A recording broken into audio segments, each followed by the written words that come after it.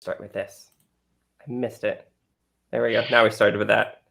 And welcome back. We are live reality games here covering Survivor Liberty University Season 1 Genesis Episode 2. If that sounds like a bunch to follow, don't worry. We're still catching up. We're still Episode 2. Plenty of time to catch up on this fantastic season of Genesis with LU. We are joined tonight by Dom. Dom, welcome back. Thank you. Dom joins us from the cold and blustery town. I don't know. Where are you at? Grand Rapids right now? I'm in Grand Rapids right now. Yeah. What's the temperature? You're in single digits? It feels like single digits. I think we're like technically 10 still, but like definitely step outside. It is single digits out there. Oh my goodness. Just down the road from you. So I feel what you're feeling. Luckily, Logan is in a little bit cooler or warmer weather. Logan, how you doing?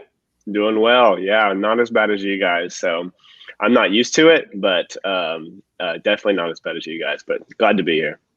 We're glad to have you. The host, thank you.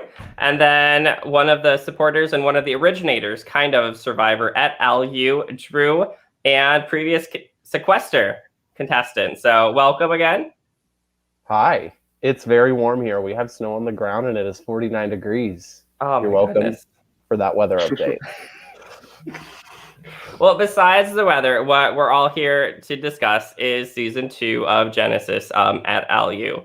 So we're super sad to see who left. I thought it was a great episode, lots of personality and a lot of character-driven developments. It's really nice to see these characters come out, especially after that first episode. So, Dom, overall, thoughts about the episode? I thought the episode was very well done. We got to see both solid coverage from both tribes, and it seems like I really was excited with what both tribes put out. But I think the highlight of the episode, hands down, was that challenge. Honestly, throughout the whole thing, I just kept thinking about that water challenge and how bad I wanted to do one. So, absolutely. Yeah, fantastic episode. For everyone watching at home, we are going to get to spoilers right here pretty soon. So everyone that is not caught up with the episode, put a pause to this, come back to it later on the week. You can find us on any podcasting. You can find us on our Facebook page, on our YouTube page, anywhere you tune in for podcasts. But right now, let's get into the episode. Like Dom said, the challenge was amazing. Logan, just walk us through the thought of having a canoe challenge at a college Survivor. That's crazy. Yeah, for sure. So we're blessed at Liberty that we have Camp Hideaway. So it's a camp that's off campus that is owned by Liberty. And Derek, our executive producer, had a connection there. So he got us in. We got 2 canoes. We were able to use the swimming area. So we just all came together and worked perfectly to do something really epic that maybe you wouldn't normally see on a college campus that could just make us stand out a little bit. And it was super immersive and I think fun for the players as well, because they kind of felt like, whoa, this is what the real survivors do on a very small scale. But it was really just an awesome, fun opportunity, and they all had a blast doing it for sure. I would think one person has little foggy memories of it, but we'll get to that Except shortly. for one, yeah. We do have Mark joining in from YouTube. Mark says, best college Survivor challenge ever. In a while. I guess not ever, but pretty much. Maybe ever. Drew, did you get to use that Camp Hideaway for any of your one-day Survivor events that you held on the college? I'm sure I could have, but I didn't. I think that I just love the idea of using the extensions of the campus, because like you were saying, it gives a more realistic Survivor experience.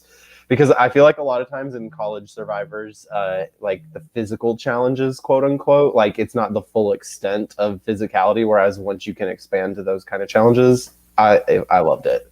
It was great. So as we hinted at, one contestant, Alexa, had a little bit of an issue with Ben's oar as Ben went to reach around. I felt so bad. It looked like it really hurt. At least she laughed about it. That's true. Yeah, we didn't hear about it until she really sent in those confessionals, and we were worried, and we were reaching out and stuff like that. But she ended up being fine. Ben was very gracious. He was very hey, let me do whatever I can for you. He was very sincere in that. So I think he felt very bad, very guilty. But Alexa was in the end she was completely fine, so that's good. And then Ben's next comment was, "Oh, I hope she doesn't vote me out now." Like, I noticed that happened. Well, and then later we'll get to him finding the note. Both things were like, oh, human emotion, but also game. What do I do? I'm so interested to see how this develops over this whole like time period too with Ben of being someone like, oh, I should feel this way. Oh, nope, I'm still playing the game. For sure. No surprises in the lineup. I think each team really chose a decent lineup for who did the swimming, the throwing. I didn't see any faults with that. Dom, do you think anybody could have excelled a little bit more, or I think they were all pretty even? I think last week we talked about how even the tribes were, like competition wise, and I think that's still stuck true to like this week.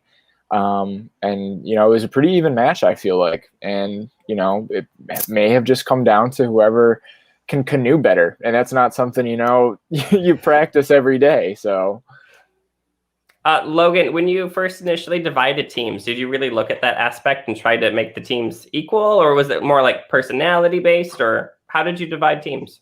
Yeah, it was a mix of both. I would say that we really just took it and we said, hey, who do we think maybe our really physical guy is, and then split those two up, and physical lady, and mix those two up and stuff, so that we had a balance. And of course, kind of as we've seen, Tigress has taken that lead in those challenges 2 times in a row. But really, this challenge, Tigress definitely had an advantage in the canoeing part, but really what maybe you didn't see as much of in the challenge that I can give some insight into is that you saw just a little bit that Liz jumped in and then kind of stopped and looked around, and that's because she dropped her golf ball. But we told them at the beginning of the challenge, hey, if you drop your golf ball, just keep going. That's one less ball that your throwers will have to use. So that'll make that collector have more time in picking up balls because there'll be less to throw. And she started searching, but of course, golf balls don't float, they sink. So she wasted some time in there before getting on and kept going. And that's really what cost Gihan. Yeah, and I'm surprised that wasn't commented more. Usually it's the first person that lost the challenge is the first name that comes up. Yeah. I think in watching that, I was worried for Liz there because I like Liz so far. I know we haven't seen much of Liz, but I like Liz. I feel like she's just a really straightforward, direct player, and I enjoy that. But as soon as the challenge ended, it was kind of like, okay, Addie Grace and Megan, y'all need to get to work here. And I feel like they did try to like recoup something for like gameplay wise, but I don't think anything really went to the right people, or I don't know, pitched enough ideas. But someone also saying a great episode here in the comments. Jacob, one of the production people and hosts of Survivor Boston finale comes up pretty soon. We have a nice little recap episode tomorrow, and the finale is actually 8:00 on Thursday. So make sure everyone, besides checking in, I don't know how we're going to watch 2 screens at the same time, but Thursday, 8 p.m. will be very busy in live game world. That's for sure. But yeah, I was surprised that Liz's name really didn't come up besides the 2 girls trying to pitch that. And I don't think they really pitched it enough, but I don't know. Here's what I have to say about Megan and Addie Grace. I think Megan did great in reaching out to Luke and having those like personal discussions with Luke, because I think so. Based on what we've seen for the preview for next week, both tribes are supposedly going to tribal council.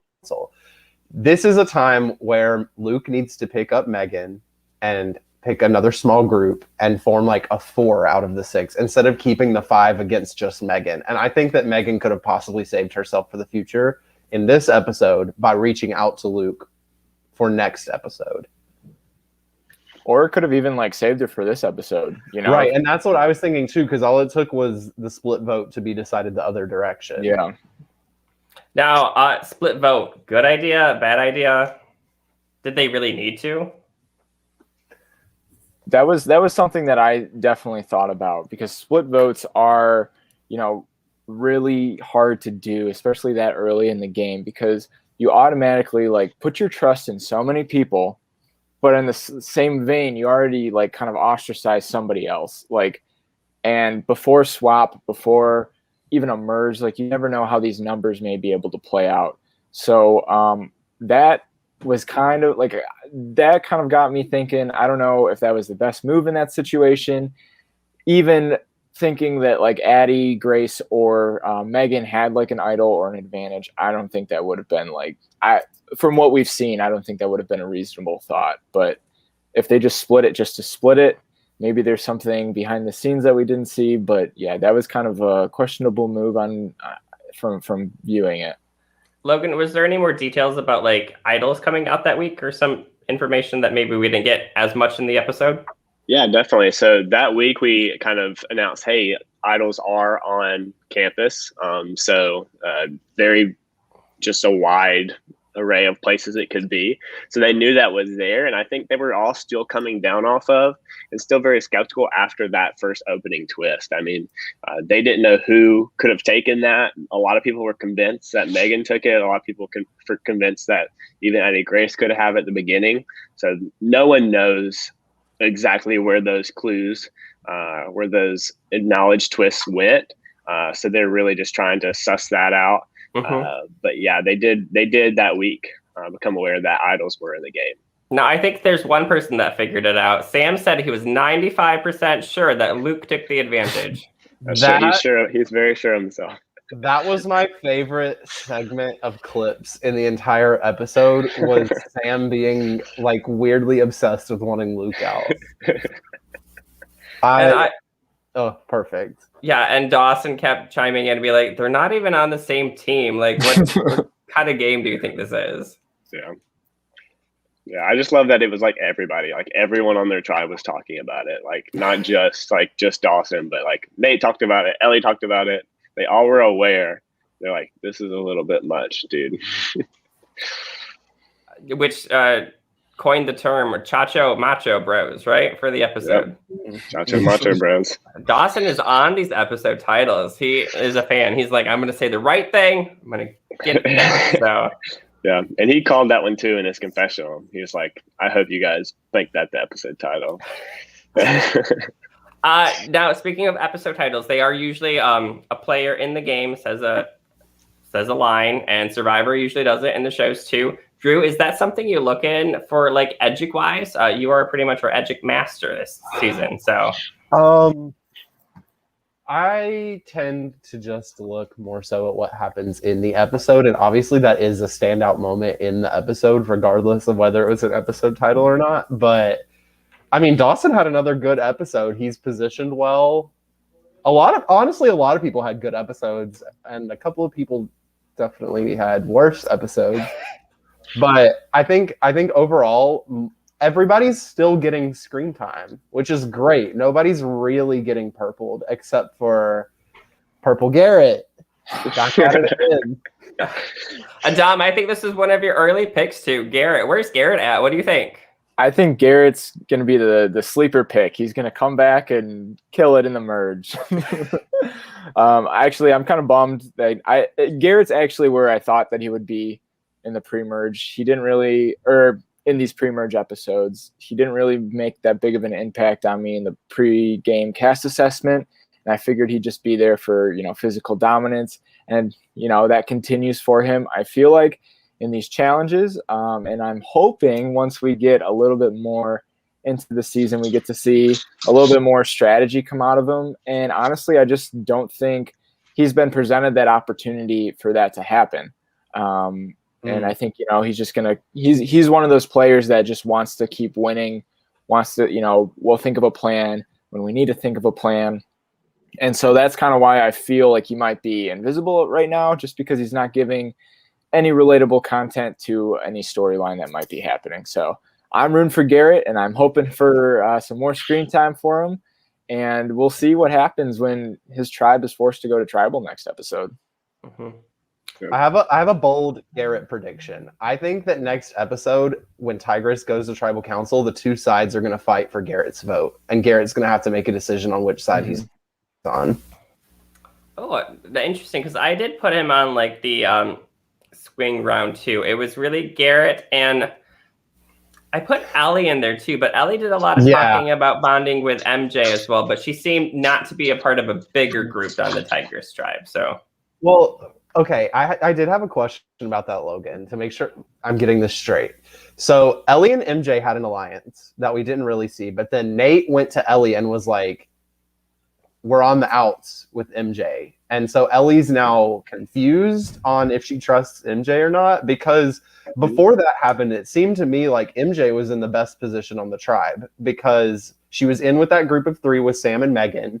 And also last episode, we heard that Nate and Dawson wanted her in with the 2 of them and Nicole, which would put MJ with everyone, because now we hear that Ellie likes MJ. Everybody likes MJ. Yeah. MJ's great. But now Nate is fanning the flames of MJ, Sam, and Megan are being a little sus. Yeah. I think that's so. Context for that kind of happening. That Tigress tribe got together to watch. I'm guessing it was season 39. We don't have to really talk about season 39, but that was the season they were watching. So they all met together on that Wednesday. And that is where those conversations kind of happened. Nate came, and that was where he thought that MJ, Sam, and Megan were kind of talking like they had already talked and stuff like that. And he really just ran with that. So that's where kind of that seed began. And now, of course, we saw in that episode that is starting to spread to everyone, and it's creating some doubt in Ellie's head and stuff like that. Well, and we also saw Nicole talking about when they met to watch the Survivor episode, and she's on to Megan and Sam. She's on to them. She was not happy with Megan. Who takes notes? Like, oh, Megan said this. I'm going to write this down for later in my diary or whatnot. So I'm going to get it back at her. Another one of my favorite. Oh, go ahead. No, but the notes seem very particular, and I'm like, not everybody knows how a rock draw works, or like the fire challenge. Like, you may watch Survivor, but not know these coin terms as much. So I didn't think it was that sus that she didn't know that. Yeah. I always think it's a little bit sus. Like you have to have some sort of like general knowledge of the game, I feel like, coming into it. I explained to all my players who absolutely have zero idea of Survivor on my show, and I explained to them the rock draw, the fire making, all that kind of stuff, and they seem to get it. So when you have somebody that goes, I don't know what that is, like it kind of like sets off a red flag, going like, are you like really like a fan? Because like, why did you apply? What made you want to do that? It just asks all these questions that just puts a bigger question mark on your face. And like, at the end of the day, if that question mark is big enough, like, what's the point of answering that question mark? We can just send you home, like. Yeah. Well, and it was the inconsistency too. Like, she was like, you don't know what the rock draw was, but you know these players and these people, and so.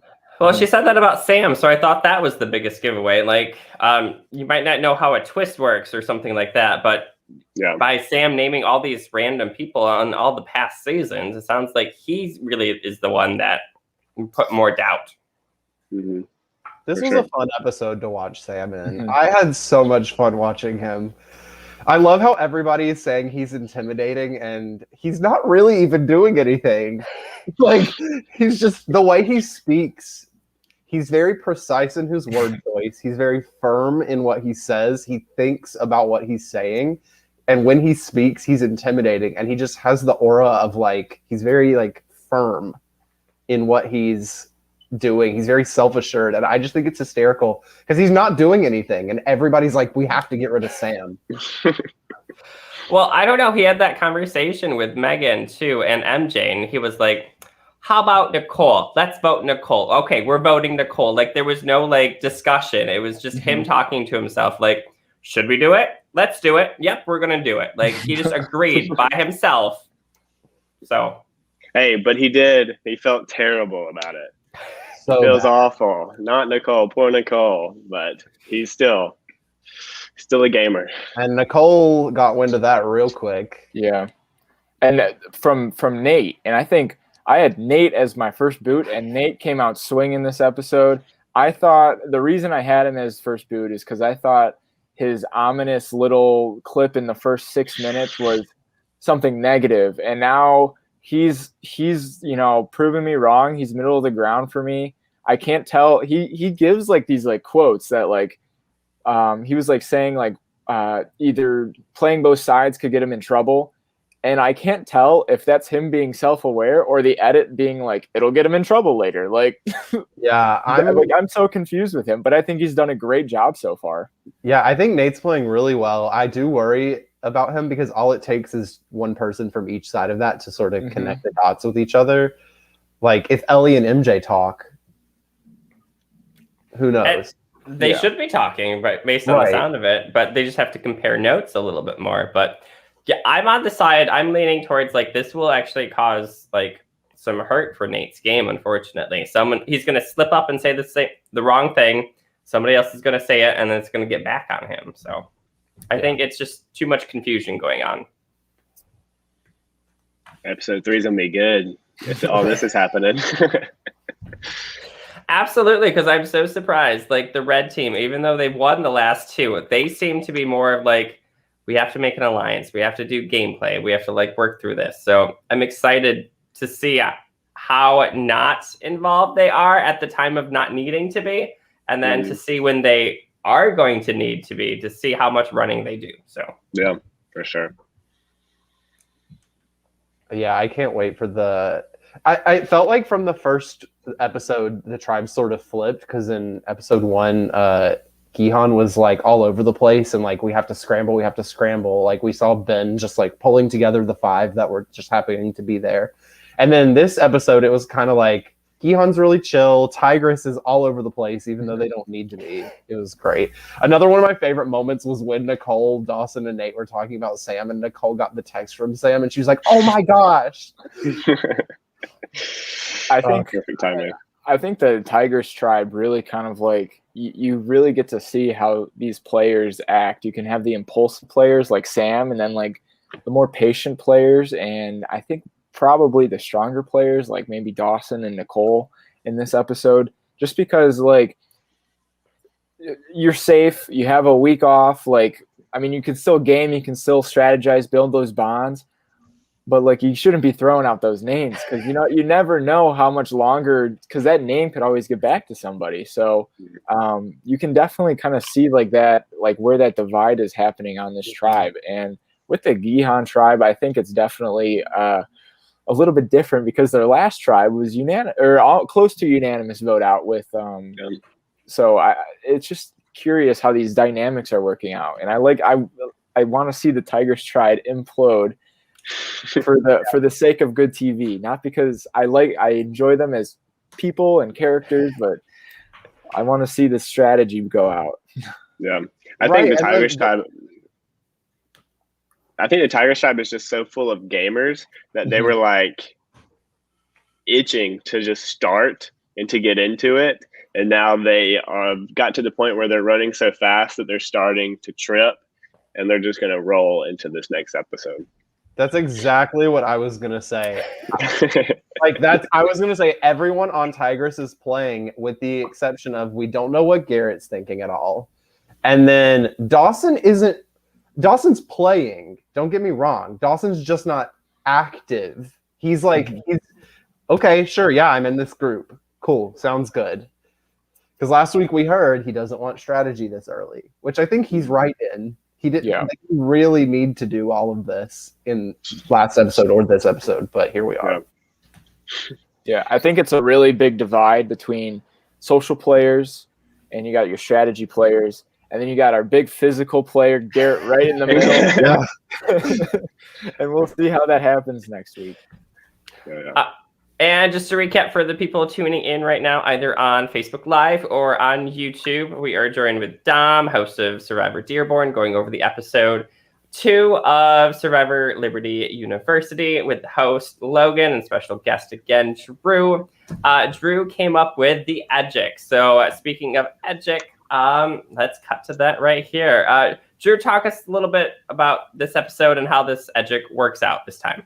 Quick disclaimer, Logan had a decent amount of input on this because the one that for this episode, the one that I originally had, I was like, I'm not sure on some of them, but more of Ben being Ben. Messy Ben. I don't know where that's going. Megan L this episode, I put as middle of the road negative because she got a lot of negative content with Nicole talking about her negatively. And we didn't really see any of her like narration this episode. She's kind of just like in that alliance. And then of course we got a lot of talk about Sam being intimidating, and then that whole little clip show of Sam against Luke. Luke had another great episode. It seems like Luke is running the Gihan tribe, which I don't know if that'll get him in trouble in the future. But yeah, Luke's the only one that I really felt comfortable putting as having a positive episode this time. But yeah, I don't know. What do you guys think? Who's looking good? Who's not looking good? I think Luke's looking really good too, especially from that swimming challenge. He was the only person to actually dive into the water.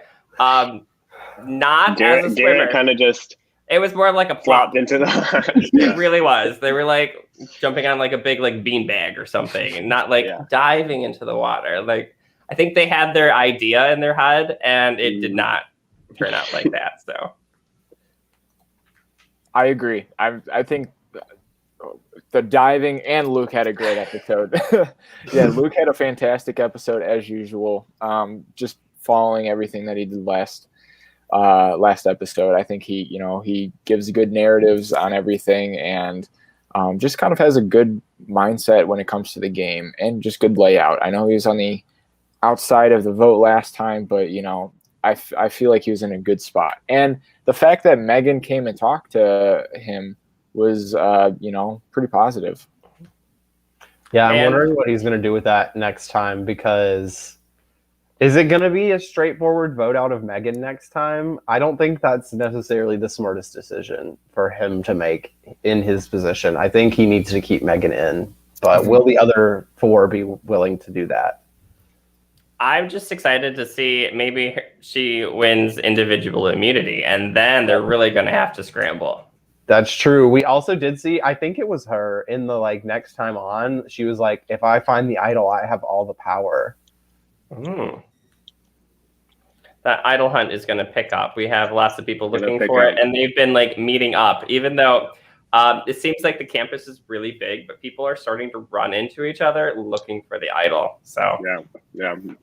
We had some retracing our steps for what the first challenge was, so everyone has run there.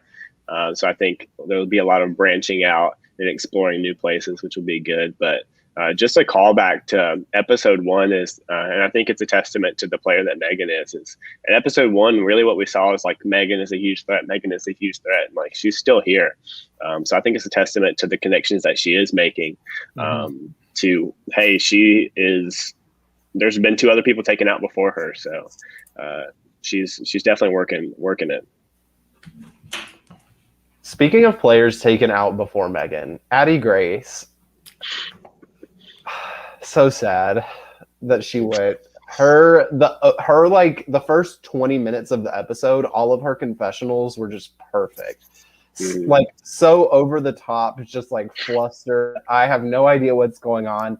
All of these people are awful. They all betrayed me. Her therapist forgot her birthday. Yeah. What I was going to say. The worst things, she feels mostly connected to her family, her friends, and then of course, third of all, her therapist. So I'm just confused by her reasoning. She's like, all my alliance said we were going to vote one way, and the people that are not in my alliance are going to vote the same way. How does she know that they're not going to vote somebody else, even though she's not working with them? I think my favorite Addie Grace logic from this episode was the vote for me was in messy handwriting. It had to be Liz. Yeah, I think she thought it was Nathan at first, wasn't it? Yeah. Well, she said what her reasoning is that one of her friends has a class with Nathan, and her friend saw Nathan's handwriting, and that handwriting was like the vote, so it had to be Nathan. So, but then it was Liz all of a sudden. Investigative work right there. I'm blown away by that. I don't know I don't know how to respond to that. That's honestly, that's something that you can only really find in a college Survivor, is finding somebody's handwriting from another class. Another class. Addie Grace, if you are watching at home, or if you see this randomly show up on your Facebook page or whatnot, like, you were super enjoyable to watch. I think you were super nice, and I'm disappointed that you got out so early. I think really you had that fighting spirit, and you weren't going to back down, which is so great. You just got on the wrong side early, and that's just kind of led to your quick demise. So, yeah, but they did have that last ditch effort, that Alexa, Luke, Megan, and Addie Grace meet up at the very end of the week. So they were pushing and pulling as much as they could to try to get something on their side, but it was a little too little, too late. And it seemed like Liz was really well connected. At first, she got an initial alliance right off the bat with the three of them, and I think that's probably what kept her safe. Just luckily, she was there at that meeting, and then right. And then we saw in episode 1 that the core 3 were really Luke, Nathan, and Liz. At least that's what was presented to us. But then it seemed like this episode, Alexa has kind of moved in closer to Luke than maybe Liz has. So that's really interesting. But if Ben is not mistaken, it's actually him, Nathan, and Luke. So I think 3 is a huge power number, especially in this season so far. Oh, yeah, absolutely. Yeah, Ben wanted 7 to start off. Let's remember. He wanted his 7 person. He wanted half the cast. I think that's a really smart move for Luke and Nathan to have Ben, because if Megan does win individual immunity, or if she finds an idol, she's going to probably target the face of the alliance, which, is obviously probably Ben at this point, just based on personality wise. So I think again, that just kind of goes to show that they've really, the duo of them have cemented themselves pretty solidly in that tribe. Yeah. Yeah, and no one's talking to say, hey, who are we all really closely aligned with? I'm just going with it. Yeah. They all feel comfortable. So, and none of them have been, Liz, obviously we just saw targeted, but nobody's name has come up. None of their names have come up. So yeah, it's been easy votes, quote unquote, so far. I'm kind of curious about Luke's confessionals. Does he typically send you dance videos and dancing to the Lion King? Was this something you just kind of got, Logan? Or I think those were, I don't know if he sent those to us during the season or after the season, or if those are just off of his Instagram. But yeah, I think just showing that maybe Sam's perception of Luke isn't exactly accurate. He isn't this evil mastermind that's sitting in his room just plotting all the time like Sam probably was. No, Luke was dancing and hanging out with his roommates and having a blast. So. I want Sam to stay in I want Sam to stay in, period. Like I said, I enjoy Sam, but I want Sam to stay in and get to the merge with Luke just so we can see what happens. I'm 95% sure that'll happen, Drew, okay? 95%. I want to see them swap together. I think that would be fun. Yeah, let's get the fireworks going even earlier. I know it. But we got to talk about Megan's face whenever those votes came in. She was absolutely shocked.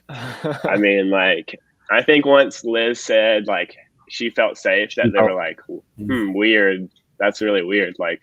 We thought we had this plan, and then that vote comes up, her jaw just dropped. And Addie Grace is laughing beside her, what the heck? But Megan was just you have to be kidding me. I kind of felt bad for her, but I'm wondering if Megan's gonna put together that it was a split vote, or if she's gonna think that it was 3 different groups. I think maybe the majority alliance made the wrong decision in who to keep and who to get out, because I think Megan might hold a grudge where Addie Grace might, roll off her shoulder again, just like we saw at the beginning of the episode, pretty much. But yeah, I think Megan may have a couple vendettas out now. Yeah. So have to see who she feels most wronged by. Definitely. Oh, yeah, that's true. Because if she, I guess what I was saying earlier about Luke keeping Megan actually would not work, because now Megan's going to know that he didn't vote with her. So, But it also we could see how Luke plays that off and say, like, this is how it goes. I really want to see how that all goes down between the two of them. right. And Luke doesn't seem to me like the confrontational type. Mm-hmm. So I'm very interested to see how he handles that, if it happens. Yeah. And Luke could have say like, "Oh, the vote was between you and Addie Grace. I spoke up to save you. Like Yeah. I was a part of that, saving you, not voting Addie Grace out. I was here to save you, Megan." Mm-hmm. Yeah. Do the whole apology tour. Sorry, I didn't let you know. Sorry, that kind of thing, and we'll see how that plays out for the two of them.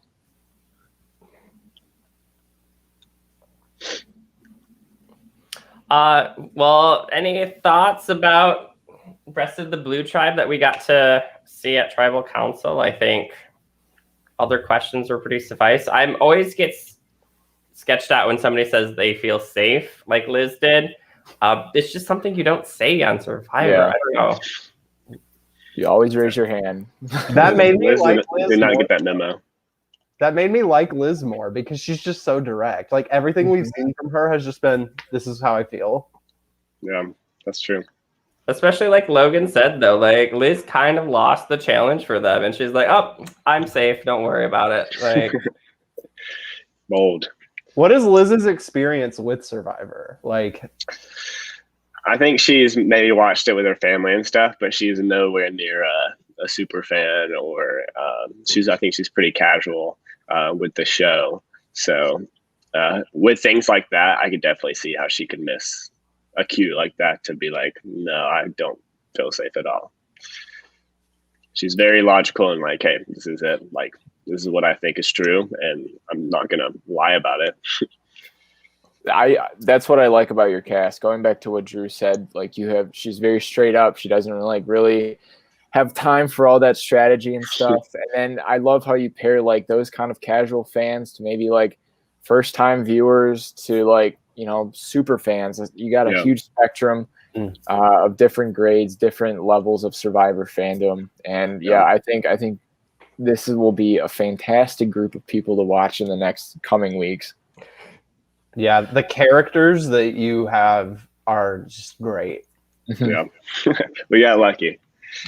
one of the comments came in on YouTube talking about how they like the idol hunts. Now, I'm interested, after releasing that clue earlier in the week, was everybody out searching for idols? We heard some conversations of people, but of course we can't get everything on film.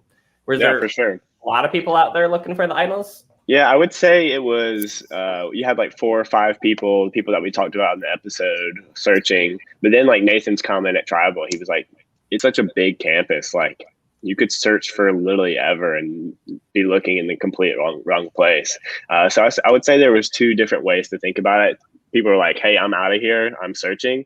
And there were some people who were like, let me wait, let me see if something comes, maybe a clue or anything like that before I try to get into this, and kind of maybe take it a little bit slower. So I think next episode we'll see a lot more of the idol hunts. And it's not impossible to find an idol on a campus without a clue. Will Wall did find one too, I think, without even clues, just wandering around a giant campus. So he did have the Survivor knowledge, though, so maybe that led him. That's true. Yeah, he knew what he was looking for.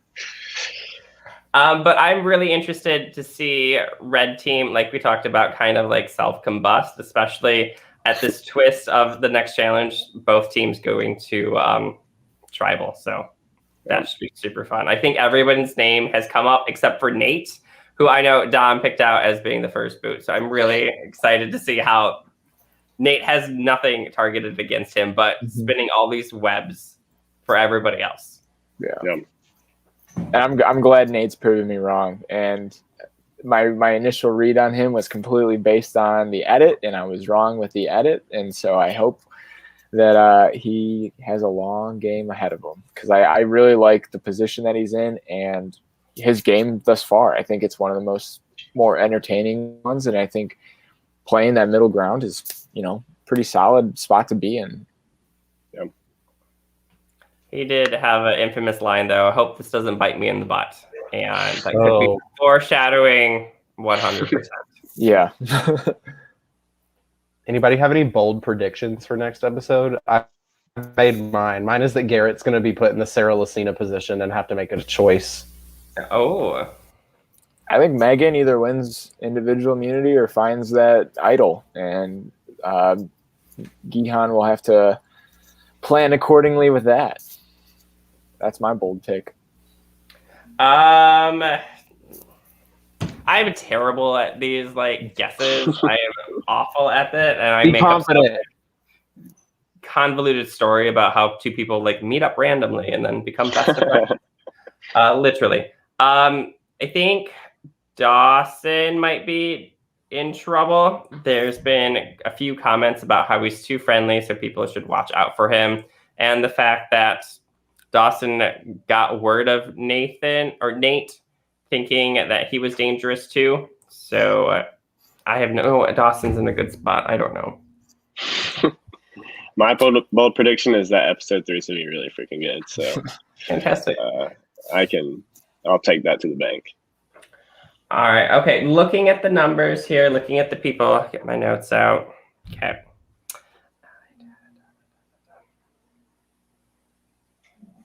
Nicole, red team getting out. No? No. That's what Sam was all about. So I don't see it. I think based on kind of going against your intuition, Dustyn, for a little bit, I think that the social players on Tiger's tribe, it's a lot easier to pick up, the numbers when you're sociable, when you're likable, rather than when you have a strategy thrown on you like Sam is doing. So I feel like Nicole, Dawson, that group is in a solid spot. Well, the good thing, though, about Nicole is she is a social player, but clearly she's also being strategic. If she's taking notes at Survivor viewing parties. So she's thinking about something. Yeah. Prediction from the audience at home on YouTube. Thanks, Jay High. Jay High brings us back to the fact that I totally forgot that MJ and Addie Grace had a pregame alliance working together like they did on Survivor Michigan a few seasons ago. But Jay High adds that Addie Grace was an early target because of that, because Alexa seemed to know that. And so, yeah, that's a great point, Jay High. Yeah, I don't remember who said it in their voting confessional, but they said, too many people. And that I had that gut feeling preseason that either MJ or Addie Grace would find themselves in that kind of predicament. And unfortunately, they're the epitome of what not to do with a secret duo. Whereas did you guys get any? Alex is her. Did you guys get any confessionals from them together at any point, or any footage of them together? We actually didn't. We had footage of them being in the same room and doing they obviously filmed in the same room and stuff like that. I can't remember if they were roommates or they were just really close. But we actually got nothing with them, kind of like Luke Nathan style, sitting next to each other and talking through maybe what they were doing. Because as we see Eddie Ghost go, I don't think they were doing anything.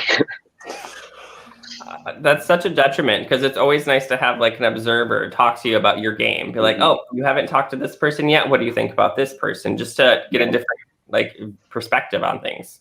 Yeah. Yep. Blue team. Let's see. Is it too early for Ben to go? I think it's too early for Ben to go. I don't want to see Ben go, but I don't think it's too early for Ben to go. I think we've seen some big personalities go out relatively early in, live games as well as on Real Survivor. So, unfortunately, if Ben continues what's going on, he might be in trouble. Mm-hmm. Especially if he spends all this time looking for idols. So I think maybe the suspicion might be that he has an idol, so they may want to flush it. But I think everybody else besides Megan, of course, which would be typically the easy vote, everyone's kind of gelling together, and Ben's just kind of like the outspoken one of the group. I do think that if Megan finds that idol or wins individual immunity, I actually am more inclined to think that Liz might go. Yeah. Liz was another one that I was guessing with that. I think she might be the easiest for, to cut out of that alliance. If Megan can see that Liz was clearly protected at the last tribal council, Liz may be the perfect person to cut out and insert herself in. And, I think she's it might be a smarter move than Ben, definitely, if Megan can pull that off. I am taking it really back a step. I just popped like a memory. And was it Allie or Nicole stating that they were going to look for idols? So maybe this is the episode for them to find. I remember it in episode Nicole. 1. It was Nicole. Oh, okay. So maybe she's the one to find it. So, or some attribute of that. Maybe I would love a Nicole idol find. I would too. She's my winner pick. The more things she has in her pocket, the better. But Logan, remind people at home, next episode 3. We're talking about this. When does it air? Yeah, for sure. Episode 3 will be out this Thursday at 8 p.m. Eastern. So whichever one you want to watch, Boston or LU first, go for it. But make sure you come and watch both of them. It'll be on YouTube, Survivor LU. You can find us on Instagram as well, Survivor LU, and then on Twitter at LU Survivor. Like you said, Logan, it is the finale for Boston. So make sure you turn into one of them, both of them. Make sure you watch the other one right afterwards. We could have like a live reality night, just that kind of style. Because I know Jacob was here tuning into this too, and we all watch each other's stuff, so it's fantastic, and bring our audience together. Bringing the audience together is really like live reality games, what we do here on Facebook, on YouTube. That's really what we're trying to do. Drew, especially with your background on Sequester, Dom, with your background on Dearborn, it's great to have this whole community just tune in and support each other, and it's just fantastic. So thank you all for joining tonight. Quick shout out to the people watching at home. Mark tuned in. Jacob, we were just talking about you. Your ears are probably ringing. Kirk, of course, and Jay Hi. Jay Hi, whoever you are, thank you for following. The messages are super long, super in-depth, so I'm really excited to see your feedback. Dom, Drew, Logan, any final thoughts about this last episode? I think I'm just excited. Yeah. We're on the incline. Hopefully the episodes keep getting better. Mm-hmm. And it's been great so far. So, Logan, thank you for starting this. Drew, thank you for even starting it even before. Dom, thank you for joining. Everyone, thank you for tuning in. We'll catch you next week. Same time, same place. Bye. Bye.